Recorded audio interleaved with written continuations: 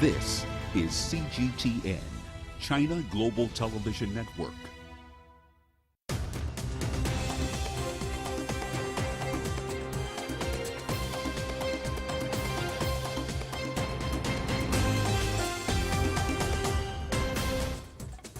Hello and welcome to CGTN. This is The World Today. I'm Lindy Mtongana in Nairobi, and here are your top stories.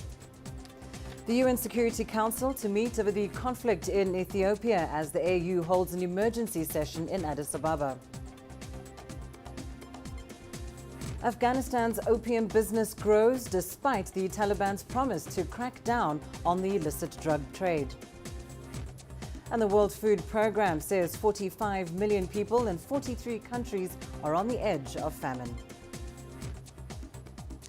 Well, let's start with the latest in the Ethiopia conflict. The UN Security Council is set to discuss the current situation. The Security Council has called on all parties to refrain from inflammatory hate speech and incitement to violence and urged them to put an end to hostilities to negotiate a lasting ceasefire. The African Union Peace and Security Council is also set to convene an emergency session. These meetings follow a weekend of pro-government protests in the capital Addis Ababa as the US, Italy and Denmark asked their nationals to leave the country. Prime Minister Abiy Ahmed on Saturday urged Ethiopians to prepare to make sacrifices to save the country from rebel forces, which have taken towns including Dessie and Kombolcha on the main road to Addis Ababa. The TPLF and its anti-government allies are threatening to march on the capital.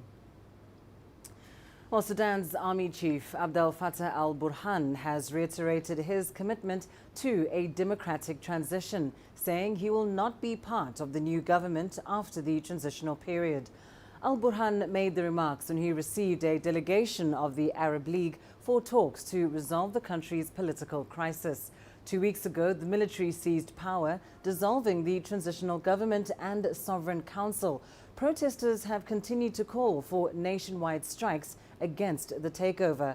On Sunday, security forces fired tear gas at demonstrators. At least 13 people have been killed and more than 300 injured since protests began. Al-Burhan has denied the army is responsible for the deaths. Now, the number of people teetering on the edge of famine in 43 countries has risen to 45 million as acute hunger spikes around the world. In a warning from the UN World Food Programme, African countries have increasing risks to hunger, including Ethiopia, Somalia, Angola, Kenya and Burundi. WFP Executive Director David Beasley links the increasing numbers to conflict, climate change and COVID-19. The WFP said that together with humanitarian partners across the world, they are doing everything they can to increase aid. However, available resources aren't able to keep pace with demand as traditional funding streams are under huge strain. WFP estimates that the cost of averting famine globally now stands at $7 billion. That's up from some 6.6 billion earlier in the year. UN Secretary General Antonio Guterres has strongly condemned the assassination attempt against Iraq's Prime Minister. Mustafa al-Kadhimi has survived Sunday's attack on his residence and called it an act of treason. Several of his security guards were reportedly hurt when a small drone packed with explosives targeted his home in Baghdad's Green Zone. No group has claimed responsibility, but the attack comes just days after protests turned violent, with demonstrators angry over last month's elections. Countries including the US, Iran and Saudi Arabia have also condemned the attack.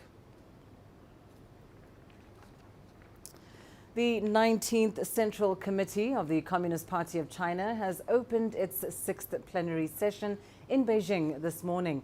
Attendees include more than 370 full and alternate members of the party's highest governing body. This year marks the centenary of the founding of the CPC, and the session is expected to deliberate a resolution which will look back at the party's major achievements and its historical experience over the past 100 years. Well, let's bring you more now from our reporter, Zhao Yunfei, joining us live from Beijing. Tell us, Yunfei, what is the agenda for the 6th plenary session? Well, Lindy, today's sixth plenary session is the second to the last plenary session of CPC's 19th Central Committee. The Political Bureau presents its work report, which studies the issue of, quote, comprehensively reviewing the major achievements made and the historical experiences accumulated during the party's 100 years of endeavors. CPC's 19th Central Committee was elected in 2017 and will sit until next year's National Congress. Each committee has a 5-year term to hold 7 plenary sessions, and typically, the 6th plenary sessions discuss party building. For example, the last 6th plenary session was in 2016. The session confirmed General Secretary Xi Jinping as the core leader of the party, and it was considered a new chapter in the party's leadership in facing challenges ahead. So this ongoing session comes at a time when CPC marks its centenary, and in the next few days, the meeting will trace the party's current policies to its foundation in 1921. At the end of the gathering, it is expected that a resolution on the party's major achievements and experience will be released, which will put the party's development in a larger perspective and summarize the gains and losses in its century-long history. Lindy. Well, thank you so much for that explanation. That was Zhao Yunfei for us in Beijing. Well, next up, Li Jinhua explains what a plenary session is and does. The 6th plenary session of the 19th CPC Central Committee will soon make the headlines in China and beyond. The meeting does have a long name, doesn't it? But don't worry, if you break it down, you have Central Committee and plenary session. To explain those terms, we have to start with the party's National Congress. Over 2,000 representatives make it into the Congress, which is held once every 5 years. It reviews work in the previous 5 years and the plans for the next 5. The last and 19th National Congress took place in 2017, and the next will happen in 2022. Now enter the Central Committee. It consists of over 200 members, which is reshuffled every 5 years during the National Congress. The committee meets at least once a year. These meetings are called plenums or plenary sessions. Normally, the plenary sessions are held 7 times every 5 years. The schedules has been institutionalized since over 40 years ago. But before that, the meetings were not held as regularly. For instance, the plenary sessions of the 6th Central Committee took place over a span of 17 years, starting in 1928, due to the First Civil War between the Communist Party and the Nationalists. Then, what functions do these meetings perform? They shape the country's developmental course in concrete ways. They can be life-changing in China. For instance, in December 1978, the 3rd plenary session of the 11th CPC Central Committee marked the start of China's reform and opening up. They set China on course for rapid economic growth. Each plenary session plays a different role. Usually, the first and the second are about the party's and the country's leadership, election, and recommendation. The third one is usually about the country's development, mainly focused on its economy. The fourth one introduces plans for major national policies. The fifth one is focused on China's 5-year plan of social and economic development, as well as personnel adjustment. The sixth one focuses on party building. And finally, the 7th makes preparations for the next National Congress. During the upcoming session, the focus is expected to be on the party's achievements and experience over the past century after the CPC marked its centenary in July. Now, I hope you have got a clear idea of what the plenary sessions are about.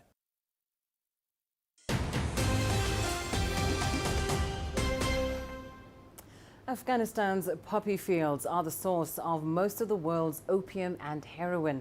The Taliban say they will not allow the country to become a hotbed for the illegal drug trade, but that has not stopped poppy cultivation.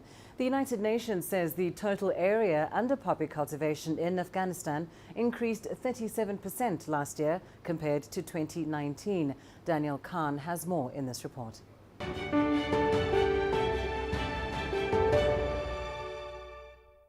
Most of the land used for poppy cultivation is here at the Helmand province in southern Afghanistan, where opium farming is a major source of employment. According to a UN survey, opium harvesting provided more than 120,000 jobs in 2019.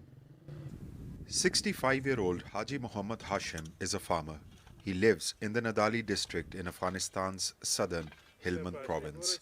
Hashim owns a little over 5 acres of land where he cultivates opium. I do have other farms of pomegranate, potatoes and onions, but because the borders are closed, the whole yield has gone to waste. It cannot reach the international buyers. Grapes, potatoes, onions and pomegranates have been wasted. 1 kilogram of potato is selling for 50 rupees. With that money, we can't even buy fertilizers for the crops, which is for 10,000 rupees. But when I cultivate opium, the buyers come to my house to buy it in hard cash. We don't even have to go to the market to sell it. He says he makes around $10,000 a year from his field. There are many farmers like myself who sell their crop to middlemen. They have trucks of 2 tons. Once the truck load is full, then it is exported to the international market. It goes through Baramcha, Islamkala, Hyderabad and then to Iran. And then it goes to Europe and America through sea route. During the times of foreign presence, Hashim's business was flourishing. The foreign forces personnel used to buy opium, hash and snuff and other drugs from the local farmers and paid hefty sums of money. After the Taliban took over the capital, Kabul, the group vowed to make Afghanistan a narcotics-free country. The continuation of the drug trade threatens to deter foreign aid for Afghanistan, a vital source of revenue for the broken economy. Absolutely, we are against drugs, and the Islamic Emirate of Afghanistan is trying to eradicate the production of narcotics.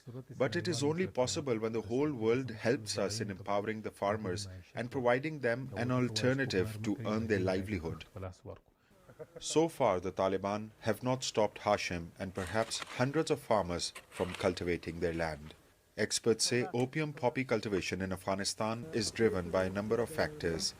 The major socio-economic reasons that impact farmers' decisions are unemployment, lack of education, and limited access to markets. For over 4 decades, Afghanistan has seen political instability, corruption, injustice, and inability to counter insurgency. The Taliban face an uphill task, as many believe the economic downturn following the change in government in combination with increasing food prices may lead to further increases in opium poppy cultivation in the years to come. Danial Khan, CGTN Helmand, Southern Afghanistan. Well, that's it for this edition of The World Today. I'll be back shortly with more news from the continent in Africa Live. Thanks for watching.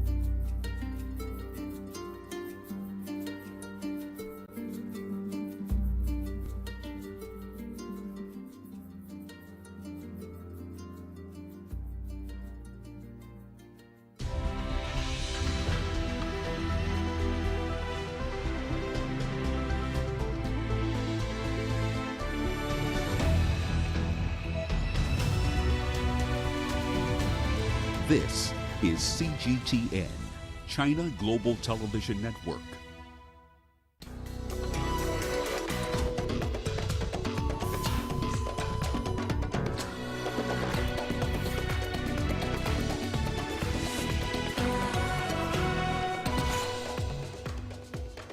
West African Regional Bloc ECOWAS slaps more sanctions on Mali's transitional leaders over election delays. Libya begins registering candidates for the presidential and parliamentary elections. And the effects of COVID-19 on African children and youth. Hello and a very warm welcome to Africa Live on CGTN. I'm Lindy Mtongana in Nairobi. Also coming up this hour. In business, we look at the Rwandese businesses taking part in the China International Import Expo. And in sports, Kenyan athletes win the men's and women's races at the New York Marathon. In our top story, leaders of the West African Regional Bloc ECOWAS have imposed stiffer sanctions on Mali. The move comes as the country's transitional authority said they couldn't hold elections in February next year, in line with the timetable to return the country to civilian rule. Now, ECOWAS has demanded the release of Guinea's ousted president, Alpha Condé, who's been detained by the military junta that led the coup in September. CGTN's Nabil Ahmed Rufai reports now from Accra. The West African leaders arrived in Accra to discuss the political situation in Guinea and Mali. The leaders are concerned over the failure of the transitional authority in Mali to provide a roadmap for elections in February. While ECOWAS had already suspended Mali from the regional bloc, it has now imposed further sanctions on the transitional authority and their families.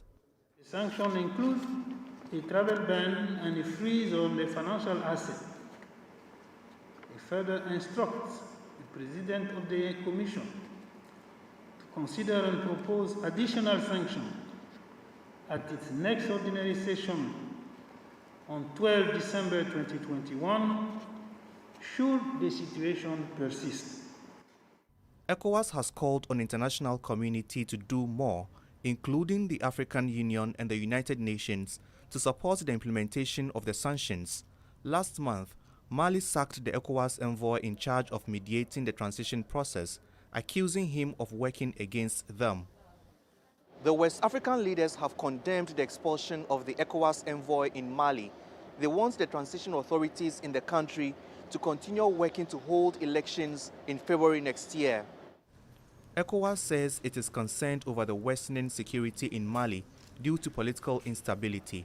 It has urged the transitional authority in the country to beef up internal security and called on neighboring countries to step up their security presence along Mali's borders. On Guinea, the West African Regional Bloc has upheld the suspension of the country from its activities, as well as the travel ban and freeze of assets of the coup leaders and their families. The authority take note of the recent development in Guinea, particularly the adoption of the transition charter, the appointment of a civilian prime minister, and the formation of the transition government. It urged the transition authorities to submit a detailed timetable of activities to be carried out under the transition toward the holding of elections.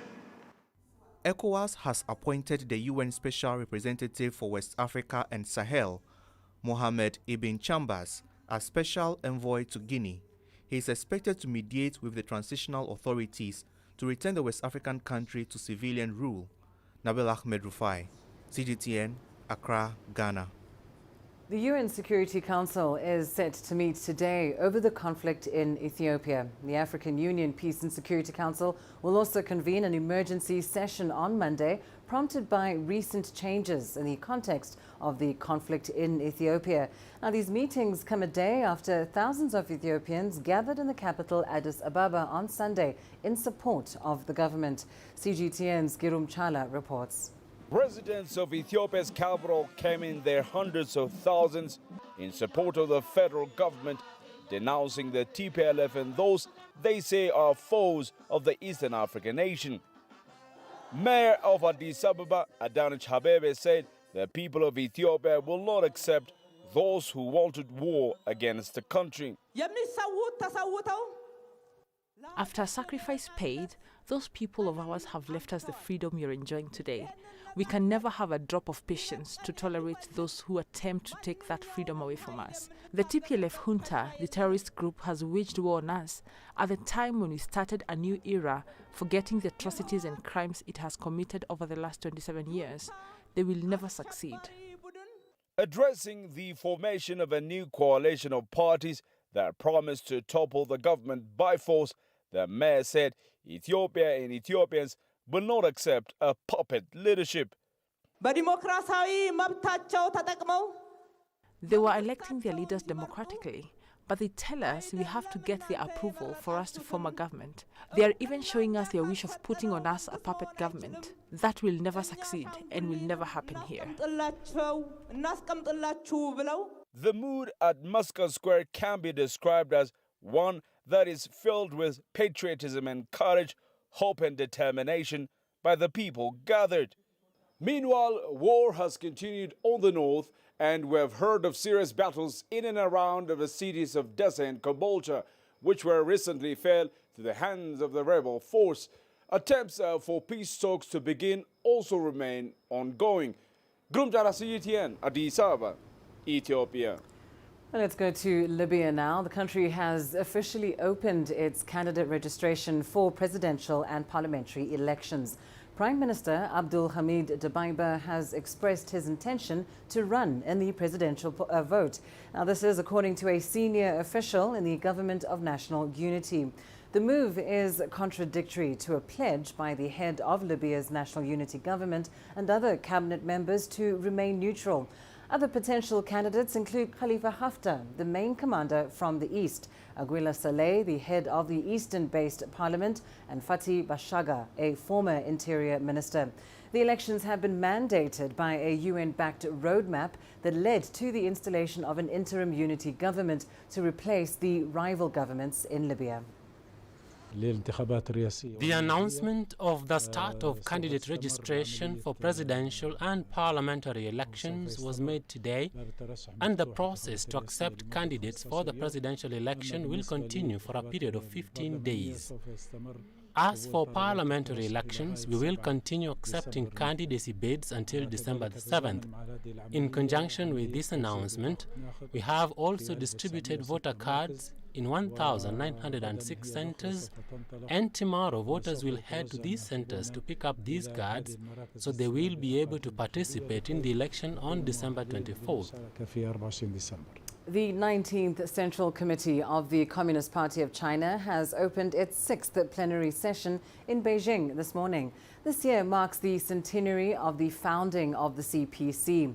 Now, the Communist Party of China has a long history of engagement with the African continent as countries and their leaders fought for and attained independence and worked to ensure growth and development for their citizens.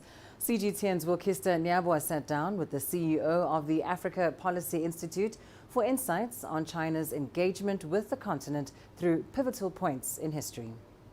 One would look at CPC from different perspectives. One, as a liberation party. Two, as a post-independent development party. And three, as a party that has generally taken part in shaping our global politics. African liberation parties like African National Congress in South Africa, ZANU-PF in Zimbabwe, they would all learn these skills from the CPC. What skills am I talking about?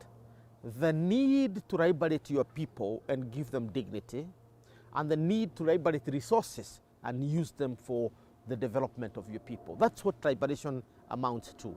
What we call the Beijing Consensus was a consensus about liberation, about freedom, about non-hegemony, about the unity of humanity.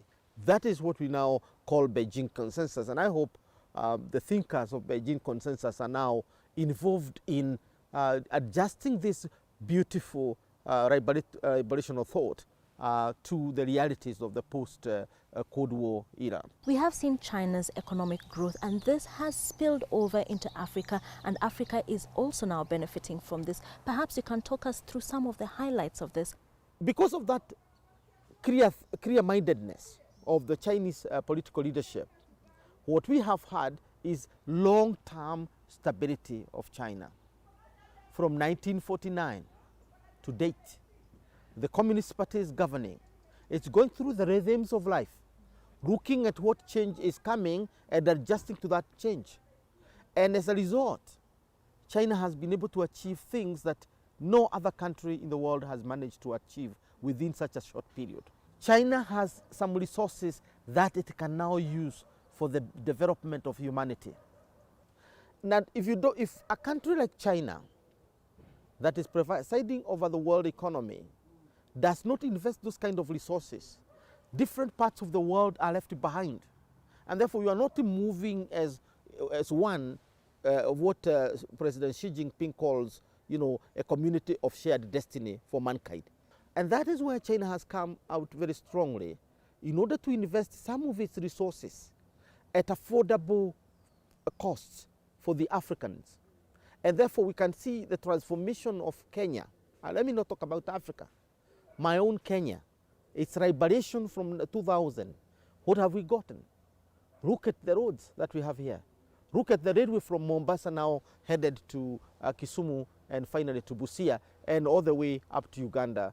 And the Forum for China-Africa Cooperation has provided that think tank at the highest level possible, and with the segmentation where elites like myself, or the scholars and intellectuals are also involved in terms of giving ideas and thoughts about how the China-Africa cooperation must be structured. Through Belt and Road Initiative, we have also managed to basically pump resources. Today, 40 African countries are taking part in that, 40 out of 55, and the number I'm told is growing. We are now reaching almost 43. The globalization of China is based on this idea of greater unity of mankind, building a community of shared destiny for all of us, and that destiny is prosperous, and that destiny is peaceful, and that destiny is full of dignity for all of us. Nobody would fight with that thought. You are watching Africa Live, still ahead on the program. After the break, we take a look at the effects of COVID-19 on African children and youth.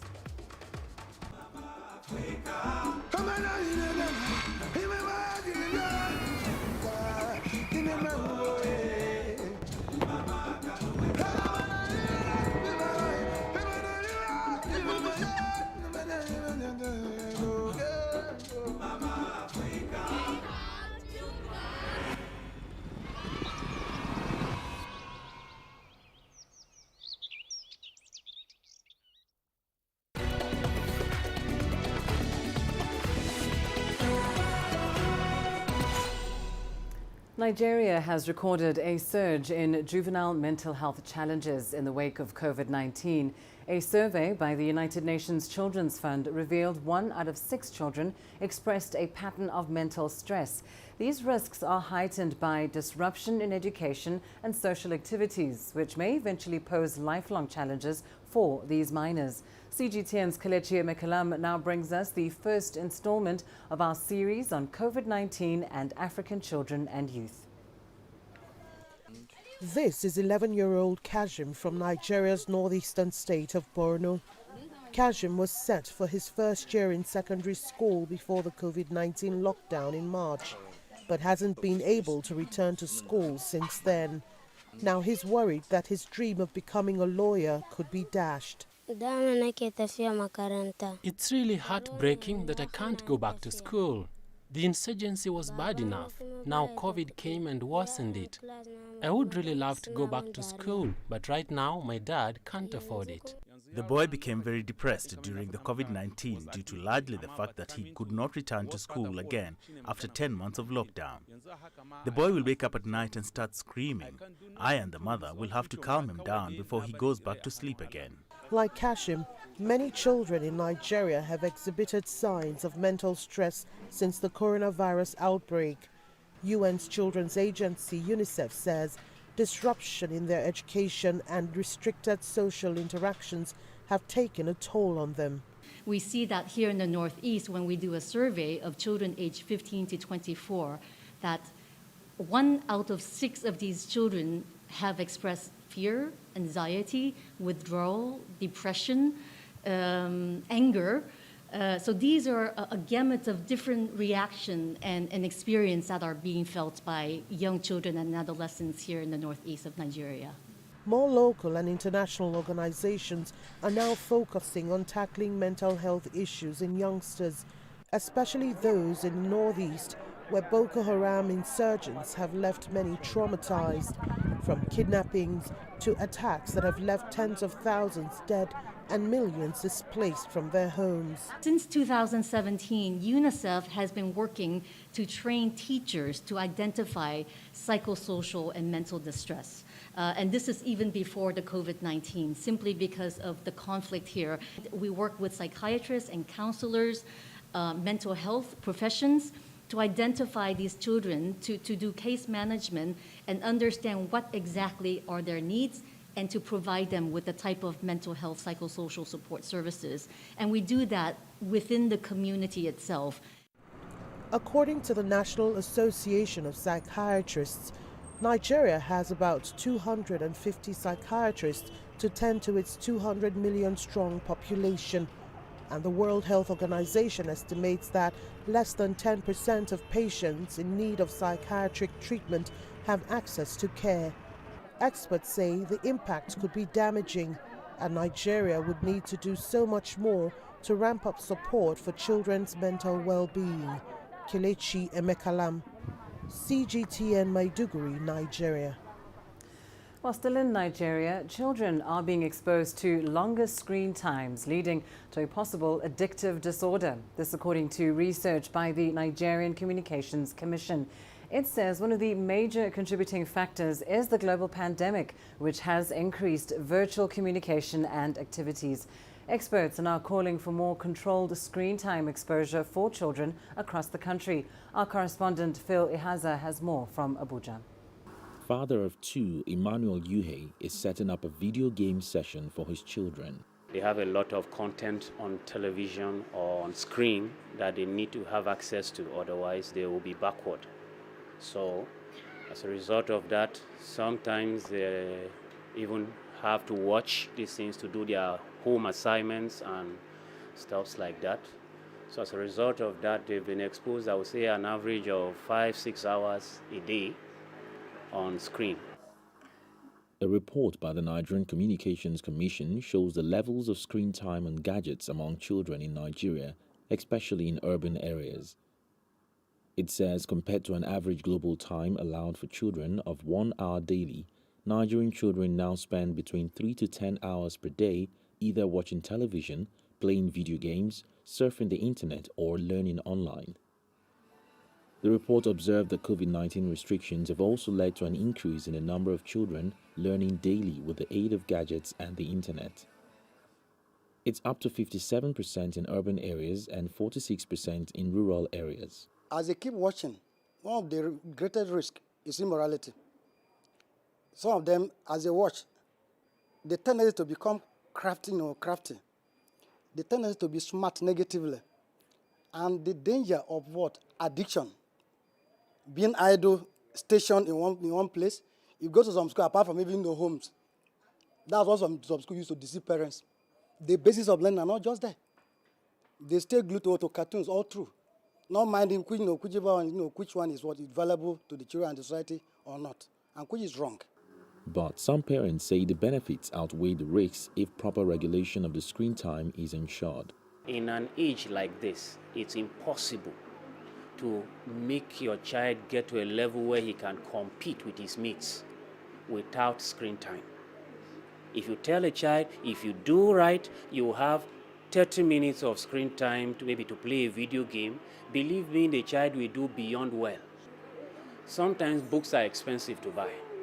You get these things on screen.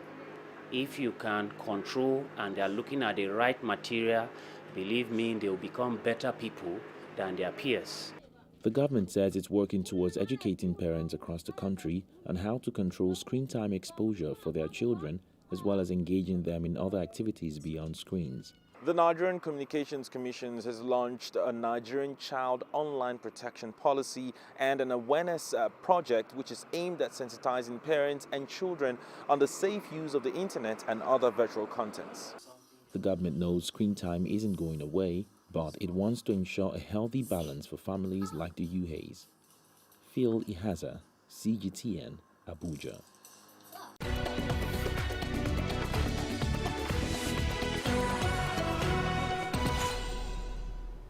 Business news now. The 4th China International Imports Expo is underway in Shanghai. Rwanda is participating in the expo, and as the first African country to join the Alibaba-led Electronic World Trade Program, Rwanda has seen many small and medium enterprises grow through cross-border electronic trade. As CGTN's Nick Mudimba now reports, the East African nation will be showcasing its services at the expo as it tries to boost its tourism sector. The China International Imports Expo has since its inception in 2018 promoted many businesses across Africa showcasing their products. Rwanda's quest to boost these was given a pat in the back by China's e-commerce giant Alibaba by being the first in Africa to join the Electronic World Trade Platform. This has not only increased Rwanda's global visibility, but has also provided small and medium-sized enterprises with operational infrastructure such as commerce logistics, cloud computing, mobile payments, and skills training. With the agreement that we signed with Alibaba, we were able to have companies starting trading their products on that particular platform. We now have around 4 companies, and we are onboarding more companies. We had sales of more than 70 metric tons of coffee. We have also chili being, sold now.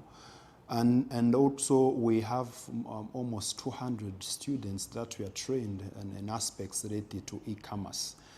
And we have also seen a significant growth in terms of tourists who have been coming from China coming to Rwanda.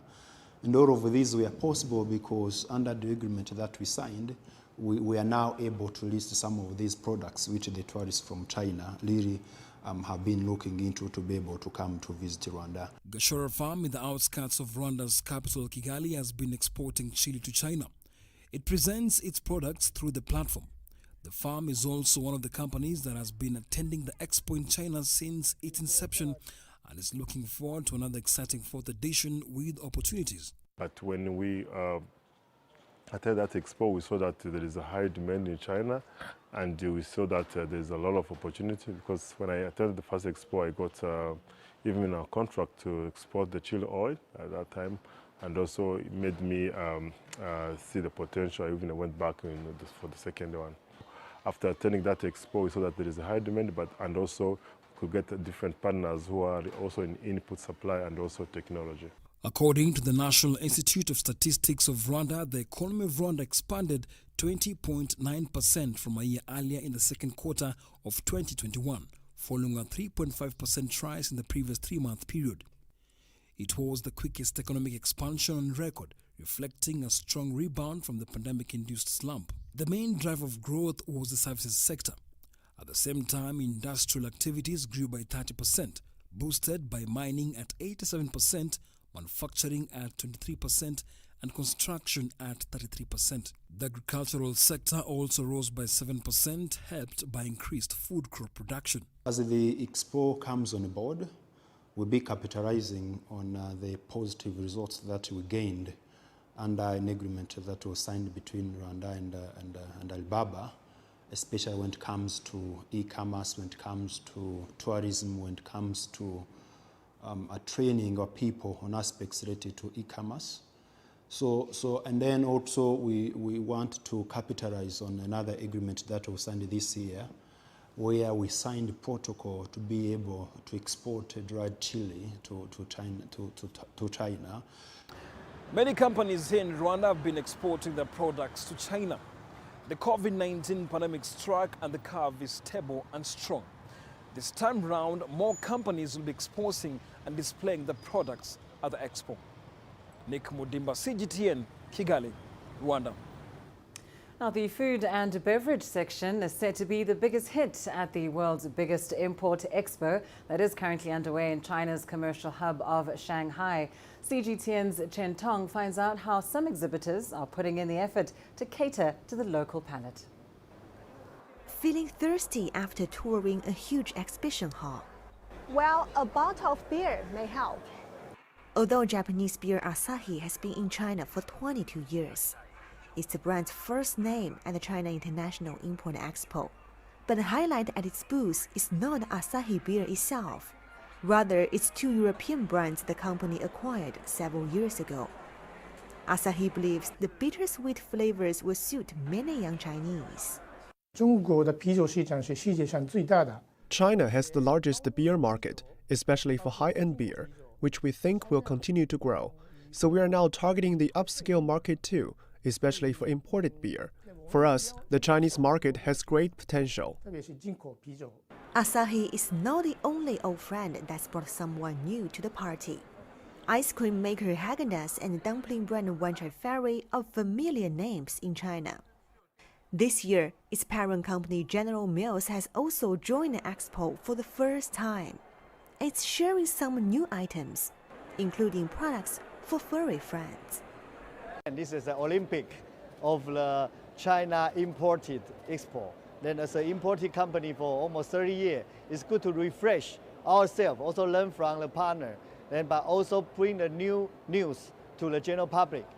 The Chinese love to eat, and their taste is getting more sophisticated. And that's why classic brands are changing to meet people's evolving demand. Many food companies have been taking advantage of China's growing preference for meat alternatives and clean eating. And market competition is expected to get fierce as the Regional Comprehensive Economic Partnership takes effect next year. Experts say the world's largest free trade deal is set to bring benefits to household names in China, such as Asahi, and make it easier for newcomers to enter the Chinese market. Chen Tong, CGTN, Shanghai. The Senegalese capital, Dakar, is set to host the 8th Ministerial Conference of the Forum on China-Africa Cooperation, or FOCAC, at the end of November. As a prelude to the event, officials from the Senegalese government met and briefed a group of African ambassadors accredited to Senegal. Joy Kiruki-Juma has the details.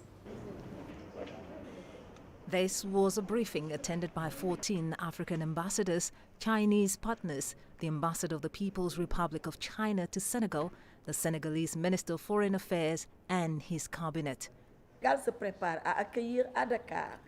Indeed, in the face of the impacts and threats linked to the spread of COVID-19 in the world, we must strengthen our cohesion.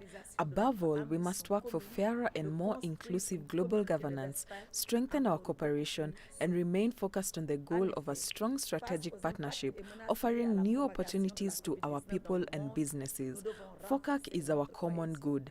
Its success will bring prosperity to present and future generations of Africans and Chinese. The Forum on China-Africa Cooperation is a platform for fostering relations between multiple African partners and China.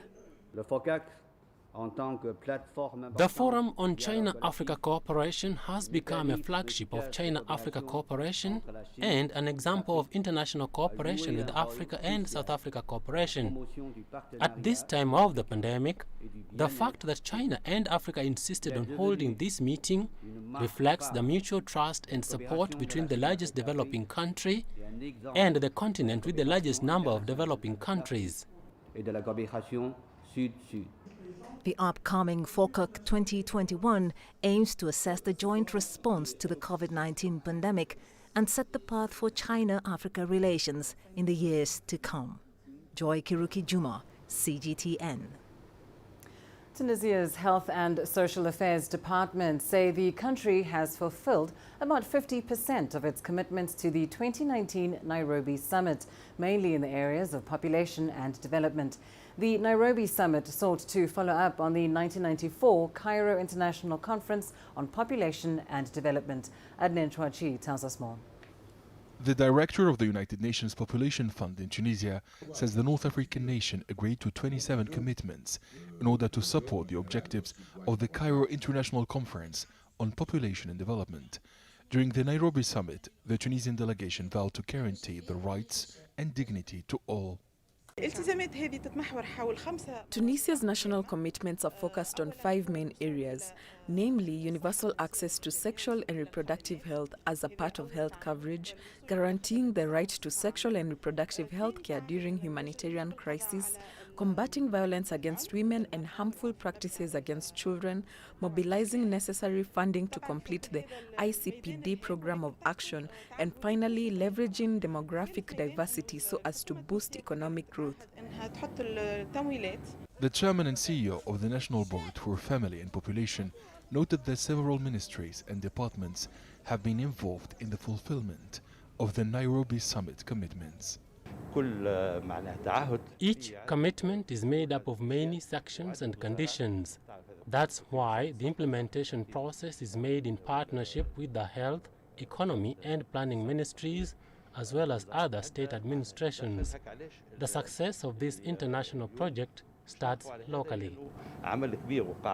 Experts say the North African state has made important steps in meeting its commitments, despite the challenges posed by the COVID-19 crisis and the political instability in the country.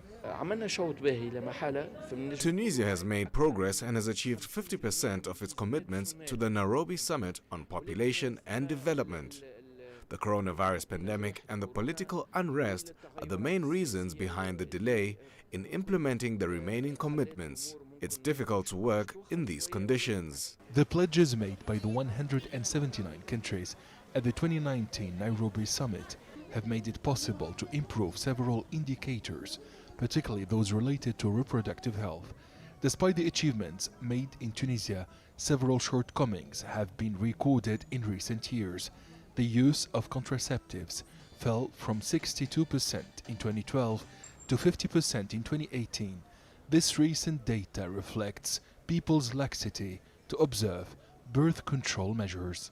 Tunisia's commitments at the Nairobi summit are necessary for the achievement of the 2030 Agenda for Sustainable Development. Experts say that fulfilling the promises of the 179 countries will make it possible to fight against poverty and ensure prosperity and security for all nations. Adnan Chouachi, CGTN, Tunis. Kenyan President Uhuru Kenyatta has announced plans to work with other African countries to raise resources for investment in the continent's climate change mitigation programs. The plan is expected to create opportunities for the private sector to invest in the restoration of Africa's carbon sinks, including forests. CGTN's Daniel Arabmoy reports. Africa's savanna, mangroves, coral reefs and marine reserves are the main carbon sinks of the world. But this ecosystem that Africa provides to the world has been degraded by local communities who have few economic alternatives. Kenyan President Uhuru Kenyatta says Africa needs to develop new clean energy technologies that meet the energy demand without emitting greenhouse gases. We appreciate that low-carbon energy technologies offer more sustainable ways to meet energy demand to fuel economies while simultaneously reducing greenhouse gases. However, access to and deployment of these technologies remains a persistent barrier. Kenya has now pledged to work with other African countries to mobilize financial resources to help combat climate change. We in Kenya reaffirm our commitment and resolve to work with others to accelerate climate solutions, keep to 1.5 degrees, and to ensure solutions are accessible and indeed affordable for all. but redressing the imbalance between those responsible for causing the climate crisis and those bearing its greatest consequences is crucial. Environmentalists in Africa are concerned that very little investment goes towards nature-based solutions where the greatest emission reduction opportunities for the African continent exist. Daniel Arab Moy, CGTN, Nairobi, Kenya. And coming up in your sports news. Kenyan athletes win the men's and women's races at the New York Marathon.